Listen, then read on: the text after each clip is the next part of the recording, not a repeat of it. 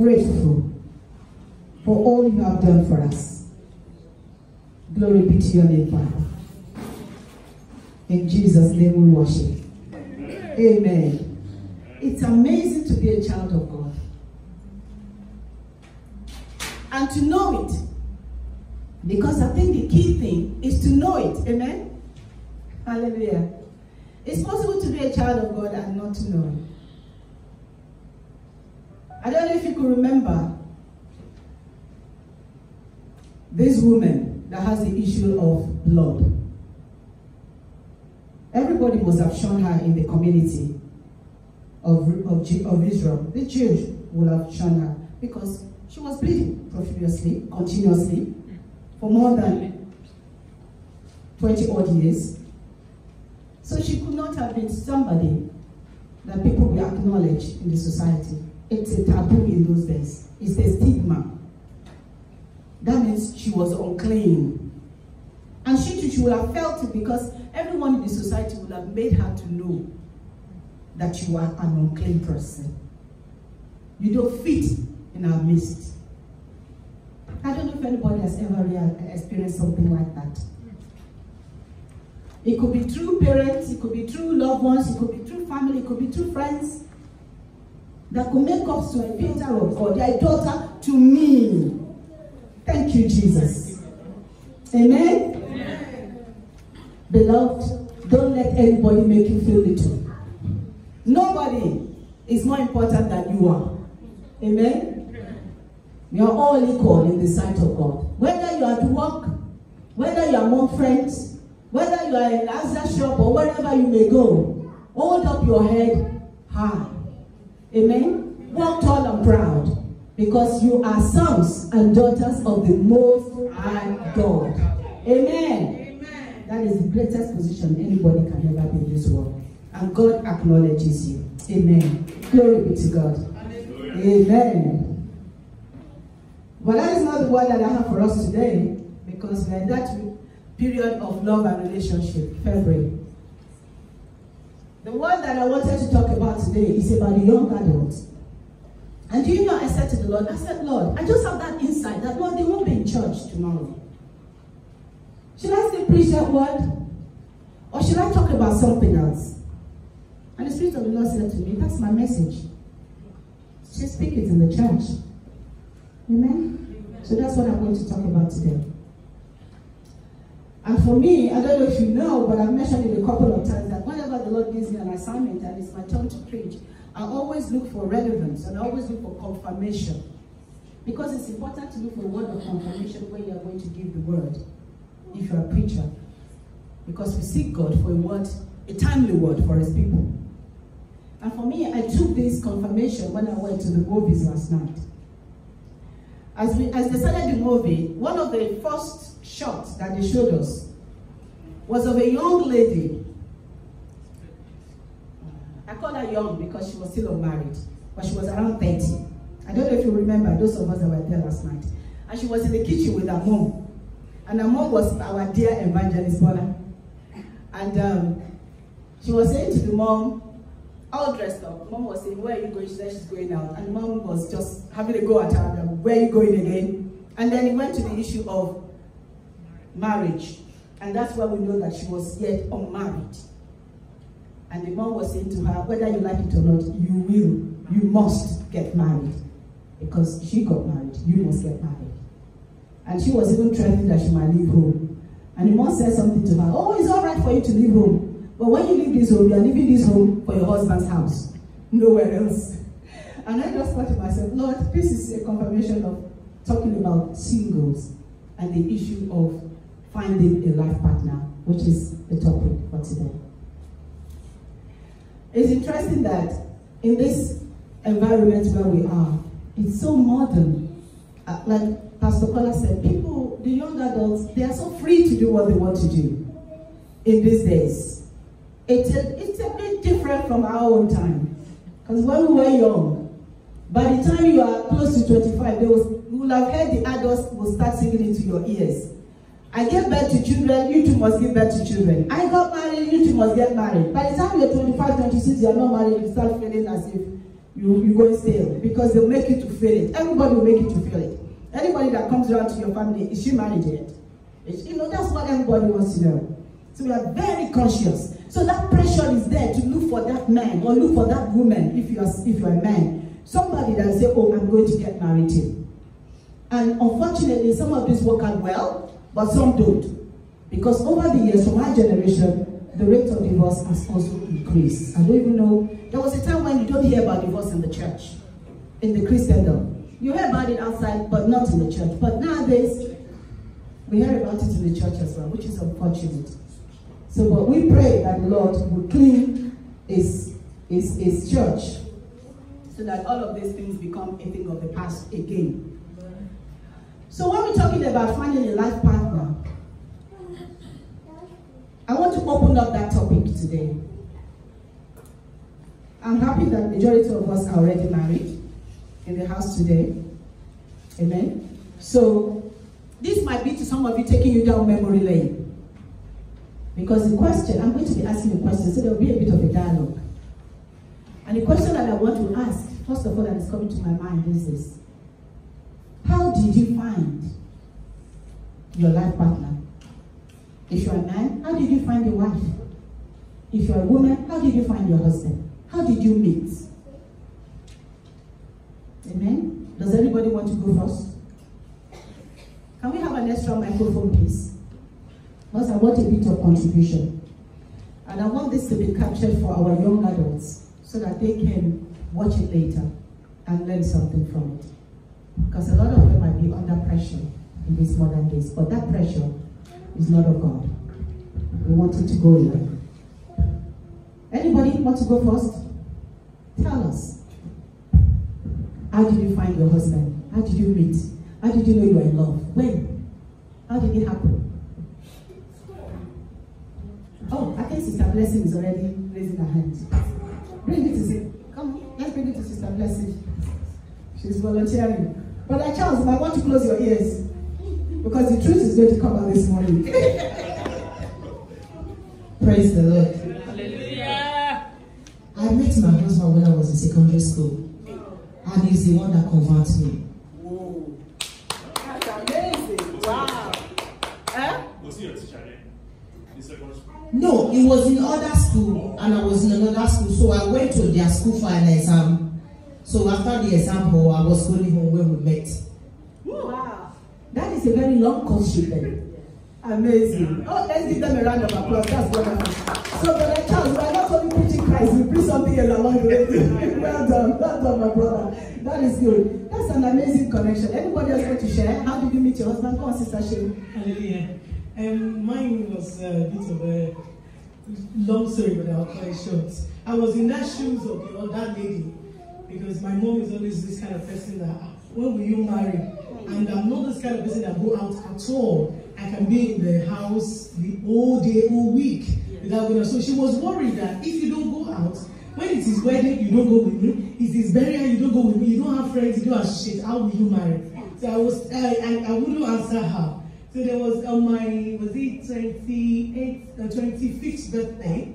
You know, they just arranged something little for me. So she was just saying that there is a tenant in this house that needs to leave the house as soon as possible. I'm tired of that tenant. And being the only girl, I have 4 boys ahead of me, so my own was special in every way. So she wanted me to marry, she wanted me to leave the house. She wanted to be the mother of the bride. She had been going for weddings, so she always tell me all these things. I was always, like, Mommy, let me just give me some time. I went to school, I finished uni, I went to SAD. When I came back from service year, my mom would say, oh my God, you have come back from service year now. You didn't bring a man home. She was, I saw it in her face that she was getting scared. After service year, when a child comes in Nigeria, then when you come from NYSC, and you don't still have a boyfriend, you'll be like, what are you going to do with your life? And then I was telling God, God will answer me one day. So there was this program we do in church, and we start for 12, when it is December, we do 12 days to the next year, for the 12 months in the next year. So we just pray every day till Christmas. So the first day I went to God, I said, oh God, then I finished my NYC already. I had an admission to go for PGD. So I was just telling God, God, answer my prayer. Or this period of prayer and fasting, God should answer. I wasn't fasting. I wasn't a Christian then anyway, really but I knew that I used to know that God answered prayer. So I was telling God then. So I think the 12th day, I was just coming from the church, from that program, and I was entering my father's house. And I used to tell her, I said, if God wants to bring my husband, he will bring him in front of this my daddy's house and you think I don't go out. So then I just saw my husband and he was coming from there's a building in front of my house. He was coming and then I was just entering the house. That was when he saw me. And he asked me, who are you? And I was like, give me your number. Number thing. I just give him my number. So he came back. Then I now told my mom about him. My mom said, okay, we need to pray. And she prayed with me and she confirmed that, okay, you can go ahead and that was it. Wow. Yeah. That's absolutely beautiful. We want to hear from our great evangelist now. Dickness Lara. Oh, they passed the baton to you. Go on. How did you meet our handsome daddy? Go on now. Praise the Lord. I don't even know where to start with. Because I was once in a relationship before I met my husband. And I know that one is not leading to anywhere. Through how the thing was just going, asking for that, ask for that. You should know what I mean. But I'm a born again Christian. I born again when I was in secondary school. I know Christ as an S2 then. So all along, I started going to this church, CSC. I'm a Muslim by birth. So when they knew you pray over your enemy or sort of things like that, then my mind was just so straight. This one that is asking for all this that we're told in the end, that we should not do, I better leave. Forget about this. And in fact, to get the same with it is so difficult for me to do. I will be praying. Then all of a sudden, with the fact of nearly 6 months in my being, still fighting. So this time around, I need to forget about this man. I continue praying. I know Christ, sincerely. Christ let me know that whoever that you love more than me is not for you. I'm a jealous God. I will now say, God, I tell you, you have to help me to forget about this man. Truly, it came to pass that I was just alone there. Facing, I'm a student, nursing student, facing my study and Jesus. All of a sudden, I don't even plan for anybody to get married. But when I met my husband, it was just passing. No, I just saw the knock. Now we say, should I be saying? People asking me for my when they even thought I'm already engaged because I look like a big girl. You won't know that I don't have anybody around me. It doesn't matter. Let me face God and see what God will do. I was that's all that they knock. I saw the gentleman tall. I don't receive men in my house because I live in with a friend of mine. That friend now jumping. I said, Sister Yemi, what do you want? Oh, no, just go inside. I said, no, I don't receive men in my house. Let's go upstairs. Because that house has something on top. It was evening time. He came with his friend and that's my friend. So upstairs. So when they left, and I was saying, did I tell you that I'm looking for a man? Don't do this again. Don't ever try this again. We started fighting. All of a sudden, the same person that you believe you are looking for a man, that is him.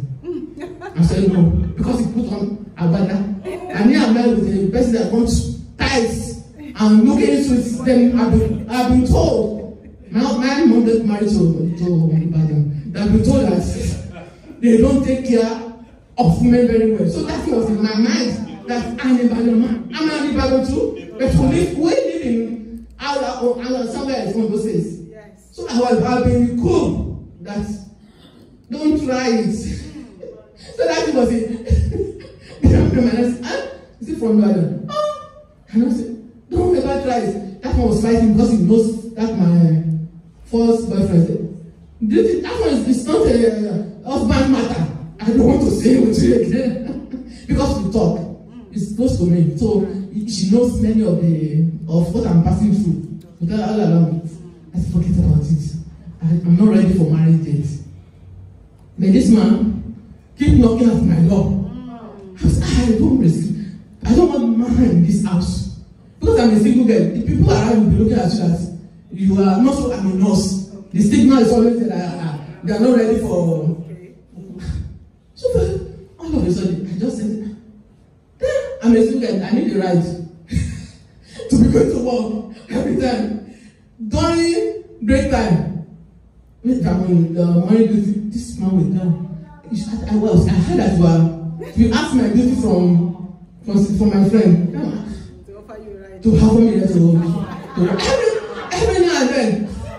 All of a sudden, they are involved. If I'm present, people telling me, but I say no, because it's just a physical something. I won't agree with it without demand. Once the one thing I just said, God, I'm almost finishing. I need to get settled now. Then I prayed. You find a man, and if he says he's going to come in 1 o'clock, no, that 1 o'clock is going to be at your door. If you say want to do this, so many things, I just started testing him. Will this one be the right person? Even with food, for anything, without any means, this man will join me to and when it's coming, when it's coming to things in her bag. Wow. So all of a sudden, So it comes bearing. it's come. But he never come along with anything. We are with handful and even for soup, myself, buy everything. But all of a sudden, I just say, God will tell me that this very day, I say, God, I need to be serious. I need, the person that is in your front, it's your front. I don't know that it's coming that very day. They knock. Enter and God. And it was From my father tell me that is him. So Holy Spirit was speaking to you along. I know that it's God. Amen. Thank you. It's really God. Let's give her a round of applause for that testimony. And this is our elder. He heard everything. Amen. Sister Titi, how did you meet your husband? Go Titi. Go on. Go Titi. Quickly. Praise the Lord. Hallelujah. I remember actually there was a strike, the university strike, and my mom and my dad knows that I love going parties, and I'm never at home. My mom always made a special prayer on my head every midnight. Like, God, please, in God's name, let this girl have the right husband and everything. And I'm always asking her, why only me out of all your children? You just come and pray on. She said, you are the wayward one. Honestly, I want very much and I keep her talk all the time. So, amazingly, because she was always praying constantly on me, I got so tired and I just said to myself that instead of staying at home on strike, let me just look for a job. Luckily, my auntie got me a job at a company. And then I started the work just to be out of the house so my mom does not harass me on anything else about going to church or anything, because she was like this born again woman. I don't want God to tell me I was wrong in anything. I just want to enjoy my life. So I just started avoiding and going to work. Then one day I saw, I was coming to work and I saw everybody running up and down. Everybody running. Then I asked, what's going on? They said, is the owner's son is around. The owner's son is around. I said, if the owner's son is around, all he has to do is to sack you. And then they looked at me that seriously, because I wasn't interested in the job. I just wanted to leave there. You just tell us to go. What's that about? You people running on buses, or our manager was. So me, I was taking my time and I was walking, and then I just saw an Honda drive past, and then the driver came out, and then they said, "Oh, my boss wants to see you." Then everybody goes, "Hey, they've taken your job. That's the boss's son and everything." I said, "Good, all you will tell me to pick up my bag and I'll go home. I can't be bothered." And then amazingly, It was my husband. When he went down, and then I went to meet him. And later he asked the boss, my main boss, to call me to the office, and then we started talking. He said, and I could see that you are not part of the people that runs around when I'm coming. He said, I can't run. It's either you tell me to leave and I'm in the uni, so I've got nothing to lose if I lose this job. He said, oh really? Then he asked me what uni was I. And then from there we started talking. And then he said, I'm not the boss's son. The boss, the main boss who owns the Citibank, just like me, I'm a bank manager. I'm not the boss's son, but anytime people see me, I see from my tinted glass, everybody running helter-skelter and everything. I'm just to come and manage this company for a while to make sure I put a lot of things in place. But everybody always think that I'm doing some. I said, okay. And then from there, what made me attracted to him was that he was into charities. He does a lot of charities back home. To help the less privileged, to help single mothers and everything. So the first thing he didn't tell me that I was interested in. We were just trying to say, okay, let's, and then we got into charity. And because I wasn't a born-again Christian, he was a born-again Christian. He goes to Redeem, and there was one day he said, I'd like to invite you to a party. I was so excited. So I wore this pink gown and then dressed nicely, and I was even telling my friends now. And amazingly, he ended up arresting me in Redeem camp. And then and I told him, I said, I thought we were going to a party. That's why I thought your driver came to pick me up. He now said, yeah, this is a new branch I'm opening here. I'm their branch manager also in this camp here. But there's a night vigil going on. Immediately he said the night vigil, I said to myself very well. And my husband, then he said, don't worry, I have my suit. You can put on my suit. Even till now he does it. Even his oversized trousers, he will tell me to wear it. And I'm wondering, what is wrong with this man? So he gave me his jacket, and that day I gave my life to Christ. I'm so sure wherever he's listening, because through him, my dad started going to Redeem also because we were white garments, church goer, but my mom was so deep and neat and everything.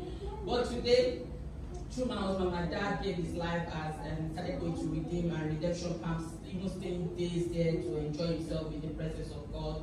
And that was how I met my husband. Praise the Lord. That is absolutely wonderful. Should we give the men a chance? Or should we let them escape today?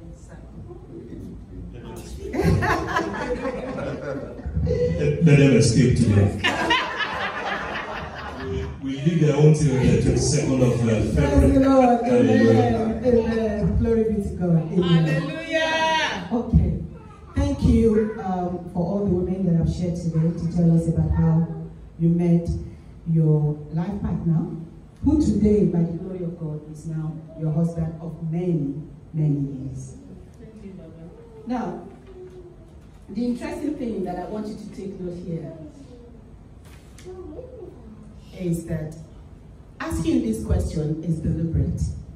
And I hope that you can, just thinking about the different illustrations we've had, that you'll be able to see that nobody really knows who their husband is going to be. Amen? Amen. So that's the first thing that our young ones of marriageable age who are looking for a life partner right now, they need to know is that they really don't know. So making a list of do's and don'ts, characteristics: he must be tall, he must be short, she must be figure 8, she must have a good smile, all those things that we like to do, it really doesn't mean that that's how it's going to be. Amen? So they need to have an open mind, completely open mind. We don't know. Number 2, it doesn't mean that it's when you are old enough to look for a husband or a wife that you actually get one. There is a time that they have to go through. It's different for everybody. Some will meet their husband early when they are not even mature enough to want one. They are not even thinking about it. Like our sister Blessing said, in secondary school, that was the last thing on her mind. But lo and behold, that was the time that God ordained that she would meet her husband. So they must have had a very long courtship. For some, they will have waited for a much longer time. It may be that they are focused on their career, but they know that the time is ticking. But they still don't know who that man is. Where they're going to meet that man, they have no idea. The day they're going to meet that man, they have no idea. The time, they don't have any idea. What it will look like, they won't have any idea. But all of a sudden, one day, one fateful day, everything will just change. God will make it all come together. Amen? Amen. The other thing that I've also picked up from what we're saying, which is also a commonality, is that parents always think about these things well ahead of time, before we even start thinking about it. And I would even want to say that good parents pray about it as well ahead of time. And when the time starts ticking, they'll start telling you about it. Sister Blessing's mom may not have said anything about man or anything of that nature because she was in secondary school, but I'm sure they're already grooming her to be a good woman. So they will already be saying to her, oh, make sure your room is clean, because a woman has to have a clean room, so that when you go to your husband's house, you will know how to keep it clean, right? So all those things, it's all God's way that He has given us godly parents to prepare us along, just as we as parents now will be preparing our children for that day. Another key point is this: we pray about it. They may not pray about it, but we are praying about it. And God always remembers the prayers of the parents. It's part of our duty, so that our children will find the right husband and the right wife at the right time. Amen? Amen. So that is going on. Now, another point is that the fifth one? Maybe I'm going to the sixth one. I've not been listening to 1, 2, 3. Another point is, when the time is right, even our young adults will find that they too will start thinking about it. God will begin to bring it to their mind. That's when they'll begin to pray about it themselves. The key thing is that prayer is important. Amen? Amen. Prayer is important. Another point that I also want to make is this: there's also a seeking.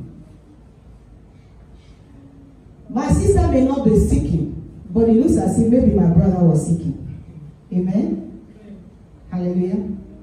Sister Cheryl may not have been seeking, but her husband was seeking.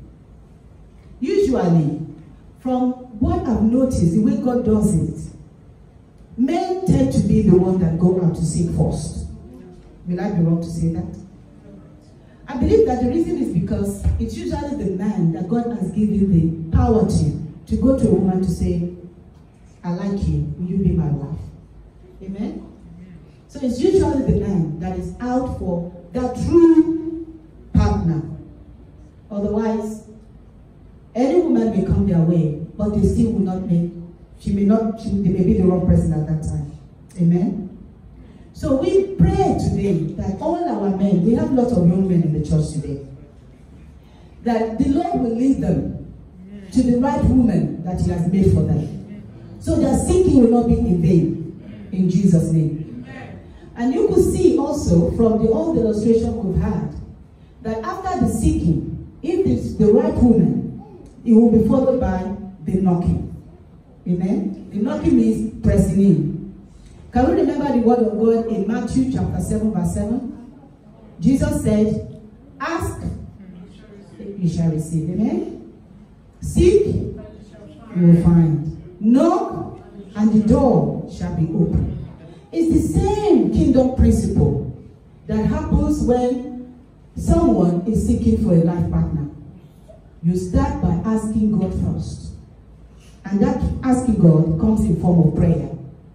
Amen? Amen. And after they've asked, they'll go seeking.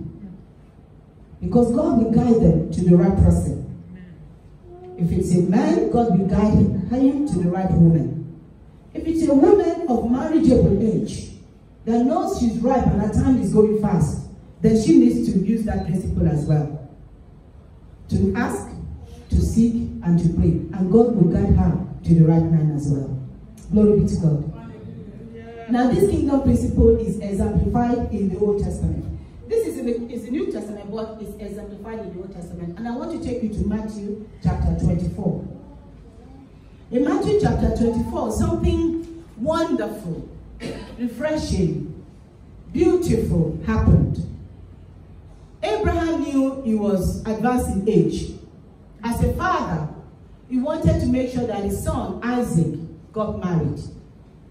So he called the servant. He's an old man, he's advanced in age, so he knows he cannot go around seeking for a wife. But he is a servant of God.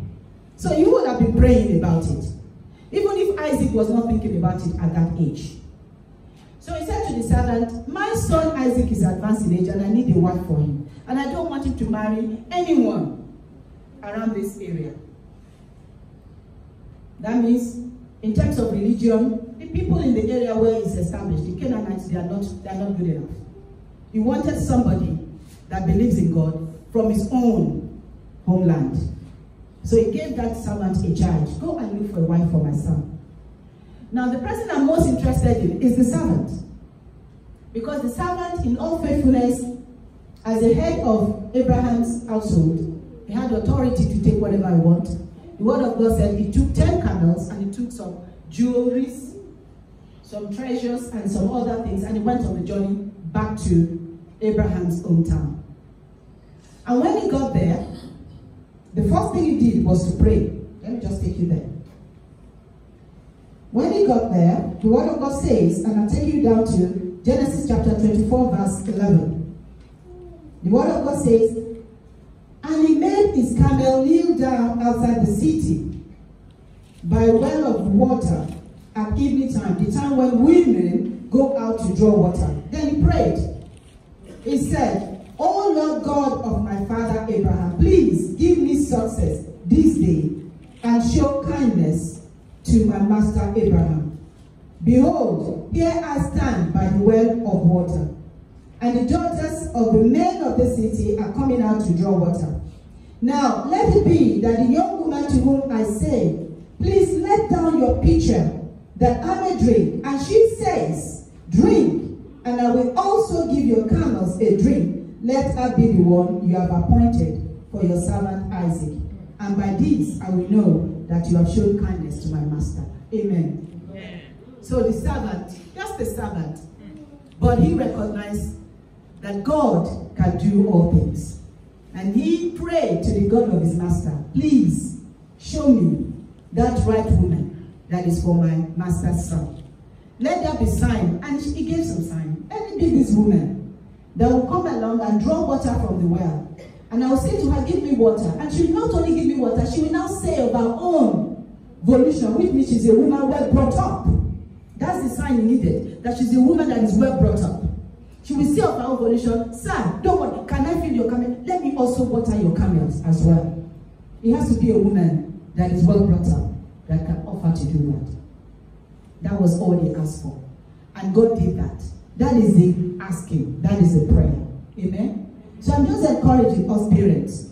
Please don't look at the fact that your child is looking for a husband or a wife as something to take lightly.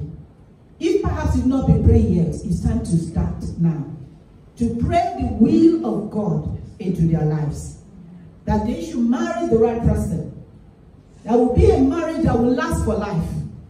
And one that they'll find peace in. Just as you are finding peace with their mother, or if it's a woman, with your husband. Amen? Are you with me? That is the prayer. Now let's go down. Let's see. Where is the seeking? So just to cut the story short, lo and behold, the word of God says, even before he finished his prayer, Rebecca came along. Now Rebecca was born to a relative of Abraham. In fact, she's the daughter of Abraham's junior brother. They are so close. And this young man came, and the word of God says she was beautiful to behold, still a virgin. And she came to fetch water. And then the servant put to test. Now this is the seeking going on. He's prayed, now let me see. Oh, this is a woman. Let me go to her. Then he went to her and said, please give me water. Give me a drink. A little water from your pitcher. And she said something similar to what he had prayed for. She said, drink, my Lord. Then she quickly let down her pitcher down from her hands and gave him a drink. And when she had finished giving him a drink, she now said, without being prompted, I will draw water for your camel also until they are finished drinking. And she did exactly that. So the servant knew, God has done something here. In fact, he said this. The word of God went on in verse 21 to say, the man wondering at her remained silent. And he wanted to know whether the Lord has made his journey prosperous or not. So it was that she gave the camel all the drinks. And when he gave the camel all the drinks, the man now went forward and did something. He gave her some gift. The gift is part of seeking. As you can see, amen, I believe that all the men here and the women will confirm that when their husbands single them out, it did not come empty-handed all the time. And somebody gave a testimony about our wonderful elder, tall, handsome-looking elder, that whenever he was coming to our house, he would come with gifts.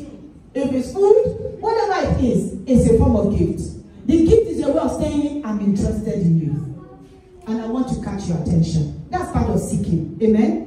So we need to train our sons that when they're looking for the right woman, and the right woman comes, and you are still cutting her, please give them gifts too. Amen? Don't come empty-handed all the time, as if you are always, no, give them gifts. Why? Because you are still attracting attention. Oh yes, we love gifts. Amen. We love gifts, of course.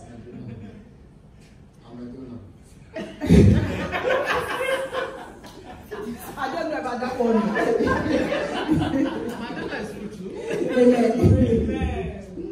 So he now opened his bag, verse 22, and the word of God says the man took her gift, gave her a golden nose ring, weighed half a shekel, a bracelet for her wrist, weighing 10 shekels of gold, and then asked her, whose daughter are you? It's all part of seeking.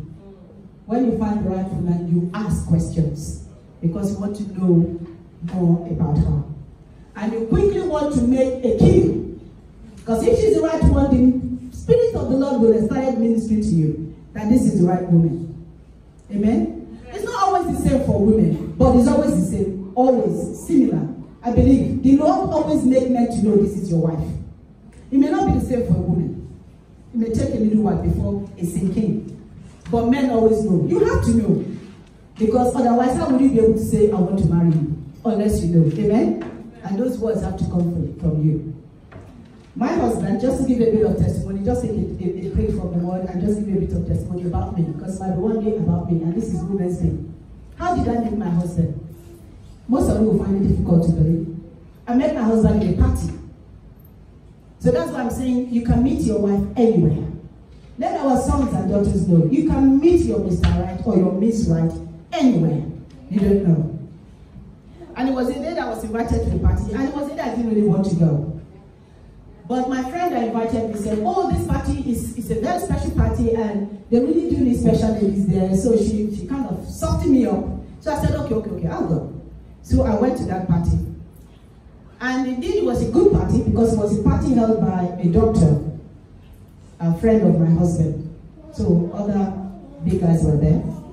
So when I got to the party, my intention was to sit quietly somewhere, mind my business, and afterwards we go home. But lo and behold, a man came to sit next to me. And this man made up his mind there and then that I'm his wife. So he told me, you are my wife. I've been looking for you for a long time. And I'm not letting you out of my sight. Now I want you to know that at this time, marriage is the last thing on my mind. So I was like, who is this idiot? Did I tell this one I'm looking for a wife? Why did I even come? Oh, sorry, I'm looking for a husband. Why did I even come? I said, I love you, you are so beautiful. It just went on and on and on and on and on, and it was really boring me. So I just said, well, there's nobody else that I'm talking to here. Since it's taking up all my time, let's just keep on. So I was okay, let me just tolerate him. He'll talk, I'll give him some answer in monotonous voice. Then they started dancing. He said, oh, come, let's dance, let's dance. I said, okay, well, there's nothing much I'm doing. Okay, let's dance. I went to the dancing floor, and this man was just holding my time. And I found myself thinking that, Lord, please help me. At that time, I'm a Christian. I've given my life since I was in secondary school. Father, help me. This is not what I plan to do today. And lo and behold, the Lord made me to notice a man standing by the door. It was one of the doors in that house. And he just stood, and I noticed the man was looking at me. And one thing I noticed about him, he was tall. And I said, oh, this guy is tall. Even when I was dancing with somebody else, I was noticing somebody else was tall. Oh, I like him, he's tall. And very, very skinny, I thought. Anyway, the next thing I knew, as I looked at him, it was as if my husband was waiting for a cue, like a sign from me, that I've noticed him. He just came from where he was. He was the man. And came over to where I was, and said, I sense that you are a damsel in distress. I've come to rescue you. He whispered that to my ears.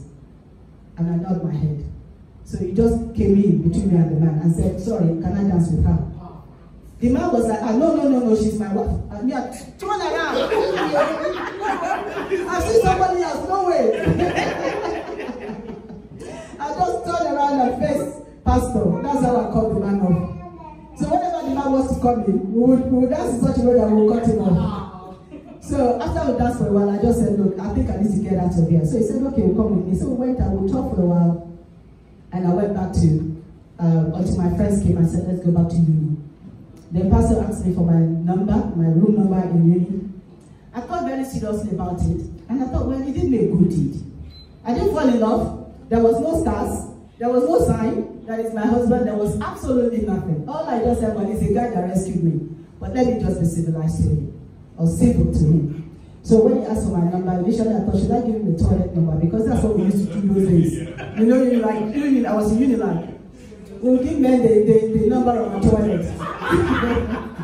We were very wicked. But I just said, no, not this one. He did me a good deed. Let me give him that honor to at least come if he wants to. He may not even come. So I gave him my number. And I was shocked when the next day, there was a knock on my room. And lo and behold, who was it? It was Pastor Kenny. And I said, I wasn't expecting you to come. He said, well, he just couldn't resist it. He said, as he was coming, he was thinking, am I going to end up in the toilet?